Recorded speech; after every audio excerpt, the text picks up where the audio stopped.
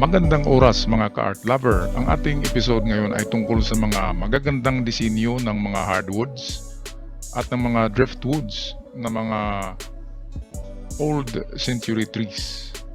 Okay, sa mga nagbalak na magpagawa ng mga lamisang galing sa driftwood or galing sa century old trees katulad ng mga nara at tuog, well, ito ang mga disenyong mapagpipilian nyo. Ito ay aking kinolekta ng mga disenyo galing sa Google. At dito ay makakuha kayo ng inyong matipuhan na disenyo na pwede nyong ipagawa sa mga artisan o sa mga craftsmen. Katulad na lamang nito, ayan, simpleng-simple. Curve at straight. Parang treasure sign, no? Ito, combination of driftwood. Driftwood yung itong mga nakabaon na matagal na ng mga ugat ng kahoy. Maganda yan, no?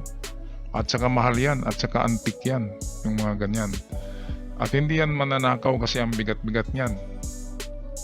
Nauuso ang mga driftwood dito sa Pilipinas, yung mga naanod sa baybayin.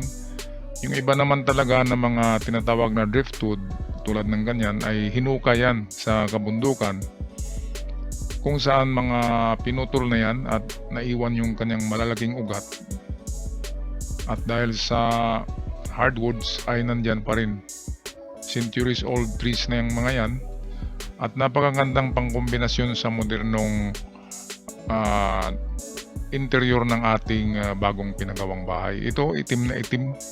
Ang ganda tingnan, driftwood. Ito naman, magandang grano na kahoy. And then, hindi siya binarnisan para makikita yung grano. Ang ganda-ganda. Ito napaka simple, symmetrical design table. Ito ano pa rin, driftwood pa rin. Or yung hinukay na ugat. Ito simple pero ito maganda sa mga bahay talaga itong ganito. Kasi pwede pang ipamana yan sa ating mga anak hanggang sa mga apo. Katulad dito sa akin, meron pa akong lamesa na pinagawa pa ng aking father. Akin pa rin inalagaan kahit na hindi na uso. Kasi hardwood siya at matagal na. At merong sentimental value. Kaya yun ang maganda sa mga hardwood na lamesa. Kaysa bibili lang tayo dyan sa sa mga furniture na gumagawa lang ng mga lawaan, ng mga jimilina, ganyan, ay hindi pwedeng ipasunod yun sa ating mga anak o apo kasi madaling masira. Hindi katulad nito, ito napakaganda. Ang laking ugat na kahoy. Yung mga tuog tree na pinutol na, chinichenso, yun ang magandang ipahukay yung ugat na naiwan sa ilalim ng lupa. At baka paghukay nyo ay meron pang kasamang treasures, di ba? Kaya mga ka-TH, maganda talaga yan. Magkolekta ng mga malalaking ugat na nabaon sa lupa, yung mga pinutol na.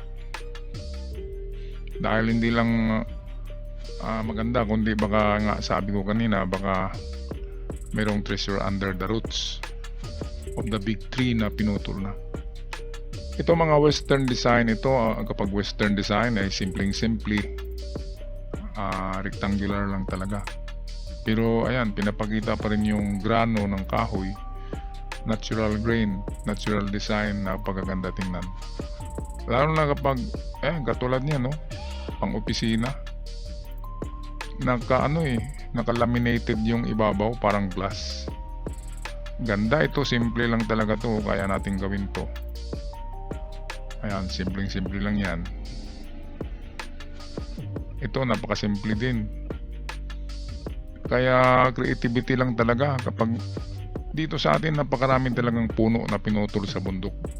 Kaya sigurado may naiwan pa yan ng mga ugat. At yun ang ating ipahukay. Baka sakaling tamaan yung Yamashita treasures. Ito ang ganda, driftwood talaga ito. Ito ang kapal ng glass, napakaganda. Ito formal design siya, may halong metal. maganda rin. Okay, sana meron kayong napili mga ka-art lover na disenyo sa mga hardwood, driftwood at iba pang mga century-old tree na lumang-luma na. Ako'y magpaalam na hanggang sa muli. God bless us all at huwag kalimutan mag-subscribe sa ating channel para sa ganitong mga klaseng video.